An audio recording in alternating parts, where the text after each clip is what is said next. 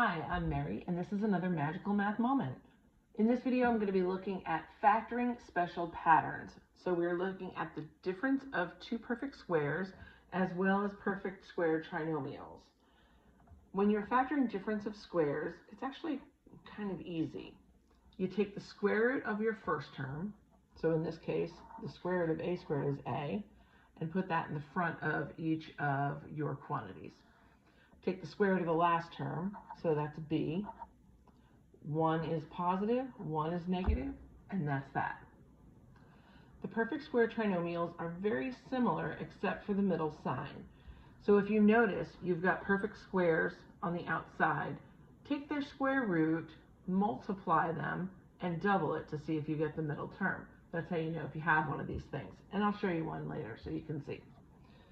To factor this, we're going to take the square root of the first term, so a, the square root of the last term, b, keep the middle sign, square the quantity.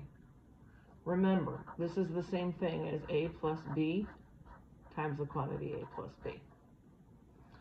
The idea is very similar down here. The square root of a squared is a, the square root of b squared is b, the middle sign is negative, quantity squared. Again, remember, this is a minus b times quantity a minus b. Just be really careful of that, okay? Before we dive into one of these examples, we have to remember the strategies that we know so far. So GCF is the first strategy. Always look to see if there's a GCF hiding somewhere. In this problem, we have 2x squared minus 50. I want to check to see that 2 goes into 50, and it does. So we're going to factor out a GCF of 2 first before we get into anything else. The 2 over 2 cancels. I'm left with an x squared. Negative 50 divided by 2 is negative 25. If we were just factoring by GCF, we would be done. But we want to factor completely. So we're going to look at what's left here. X squared minus 25. In looking at our special patterns, I can see that this is the difference of two perfect squares. I like to kind of sing it, and I know it's kind of silly, but if you do that, hopefully that will help you to remember how to factor this thing. So we've got a 2 out front. I've got the square root of x squared, that's an x. The square root of 25, which is 5. One of the middle signs is positive, one is negative. The order doesn't matter. I always like to do the positive first, because I'm a positive person.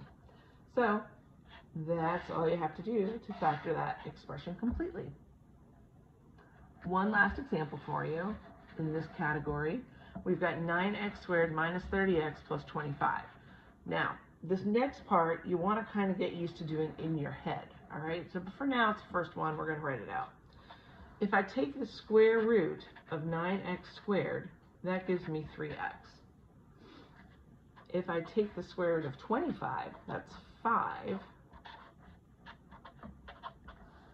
I am then going to multiply these to get 15x, and then I have to double it, which gets me to 30x. As you can see, that's the middle term. Now let's not get too hung up on the signs. As long as the values are the same there, we're good. So to factor this thing, take our square root of the first term, 3x, our square root of the last term, 5. Use the middle sign, the sign of the middle term, stays in the middle, quantity squared. And that's all you have to do for that. I like knowing the special patterns because it's going to save you time, which is important when you're taking things like tests, especially if they're standardized tests. So I hope that this has been helpful for you. Thanks for joining me, and I'll see you soon for another Magical Math Minute. Bye.